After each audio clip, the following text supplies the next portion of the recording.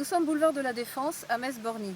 C'est aujourd'hui, 11 octobre, que dans une heure, le maire socialiste va lancer son projet de grande mosquée avec l'union des associations cultuelles et culturelles des musulmans de Metz. À ce sujet, la municipalité socialiste accuse le Front National de brandir des épouvantails. Mais quelle est la réalité ? D'abord, ils disent qu'il y a une forte demande de la communauté musulmane, 20% de la population messine selon un adjoint socialiste. Une forte demande, c'est faux.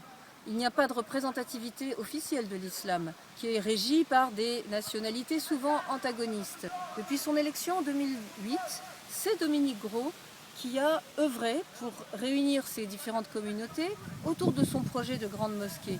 La municipalité dit avoir l'accord de 5 mosquées sur 7, alors je pose la question. Une fois que la grande mosquée de Metz sera construite, est-ce qu'elle va se substituer aux mosquées existantes ou elle va s'y ajouter ? Par ailleurs, ils disent et ils répètent, il n'y aura pas un euro d'argent public pour la mosquée, hormis la valeur du terrain. C'est un peu rapide. D'une part, il s'agit tout de même, vous pouvez le voir, d'un terrain de 12 000 m² qui sera viabilisé avec les réseaux de chauffage urbain, etc., à 2 pas du Métis, avec des parkings, et à 2 pas du Technopole aussi. Et donc ce terrain sera mis à disposition sous la forme d'un bail administratif amphithéotique, c'est-à-dire un bail de très longue durée avec un loyer symbolique. Alors on aimerait savoir si des entreprises à Metz ne seraient pas heureuses de bénéficier d'un tel soutien de la puissance publique. L'association de la Grande Mosquée est actuellement hébergée dans des locaux municipaux. Donc pas un euro d'argent public, c'est faux. Ces locaux ont été inaugurés il y a 1 an et demi avec la présence des députés UMP Jacquat et Zimmermann. Imaginez, vous, par ailleurs, la municipalité socialiste refuser dans l'avenir à l'UACM, l'Union des associations culturelles et culturelles des musulmans de Metz, des subventions pour des activités telles qu'une exposition, des cours, un soutien aux commerces qui vont s'adjoindre à la mosquée. C'est difficile de le penser de la part des socialistes. Alors venons-en maintenant à une autre promesse.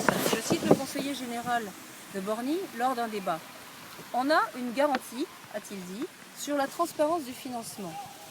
On fera vérifier à tout moment d'où vient l'argent. Et il rejetait avec indignation l'épouvantail du financement par des puissances étrangères, comme si c'était un pur fantasme.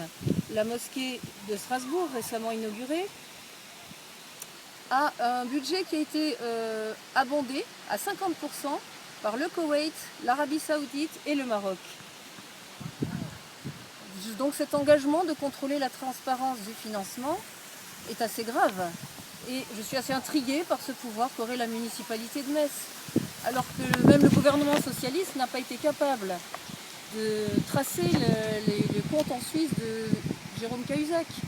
Une autre affirmation gratuite consiste à dire qu'il n'y aura pas de minaret parce que c'est totalement interdit. C'est faux, encore une fois, il suffit de se rendre à Farreberswiller ou de voir la mosquée de Besançon. Enfin, dernier argument de la municipalité, qui me semble le plus lourd de conséquences. Ils minimisent leurs gestes en le comparant aux constructions récentes d'églises depuis la dernière guerre sur le territoire de Metz et qui ont été faites sur des terrains municipaux. Alors ce qui a été fait n'a été possible que grâce à notre statut concordataire. C'est en vertu de ce statut qui ne s'applique qu'aux cultes historiquement reconnus en Alsace et en Moselle. Et par ailleurs, la loi de 1905 sur la laïcité ne s'applique pas en Moselle non plus. C'est donc le maire de Metz qui instrumentalise en fait notre exception cultuelle au profit de l'islam. Notre exception cultuelle, notre droit local d'Alsace-Moselle, qui fait partie intégrante de notre histoire et de nos traditions, de notre patrimoine. Le droit local est critiqué et combattu quand il s'agit du christianisme. Il n'y a plus de crucifix dans les lieux publics. Les cours de religion sont remis en cause et ce droit local deviendrait positif lorsqu'il s'agit d'aider l'islam. Alors devra-t-on mettre en balance avec le financement de la Grande Mosquée, le financement de la cathédrale de Metz, qui est le lieu le plus visité par les touristes actuellement? En réalité, le maire de Metz poursuit un double objectif, une double visée électoraliste. Son premier but, c'est l'instrumentalisation des musulmans. Mais ceux-ci ne sont pas dupes. L'immense majorité des citoyens musulmans sont bien intégrés et ne demandent aucun traitement spécifique. Ils ont le droit de pratiquer librement leur culte en France. Cette majorité silencieuse est opposée au repli communautaire voulu par une minorité active, soutenue par les socialistes, par leurs alliés communistes et écologistes. Disons-le clairement, le Parti socialiste cherche un nouvel électorat. Il se cherche une clientèle électorale pour remplacer l'électorat populaire dont il a perdu la confiance. C'est ainsi qu'entre les deux tours de l'élection cantonale en 2011, Dominique Gros, dans son duel avec moi, en appelait à Metz la métisse. Le deuxième but qu'il poursuit, c'est enfin l'instrumentalisation de son opposition de droite. Ah, leurs contorsions seront intéressantes à observer lors du conseil municipal du 31 octobre. Parce qu'ils sont tous favorables à ce projet de grande mosquée. Les députés UMP, Zimmermann et Jacquat, le député européen Nathalie Griesbeck, les conseillers municipaux Thiel, Colin Sterlet et Lebeau. Tous, ils sont pris dans le piège tendu par le Parti socialiste. Donc pour conclure, le Parti socialiste cherche de nouveaux électeurs et la vieille droite messine va perdre ce qui lui reste. Alors je lance un appel. Au-delà de la droite et de la gauche, au-delà des convictions religieuses propres à chacun, il y a d'abord ce qui nous est commun. Notre héritage, notre identité à préserver, à défendre. Et il y a aussi une cohésion nationale qui aujourd'hui est bien mal en point et doit être reconstruite avec toutes les personnes de bonne volonté. Et ce, en ces temps qui sont difficiles pour chacun d'entre nous.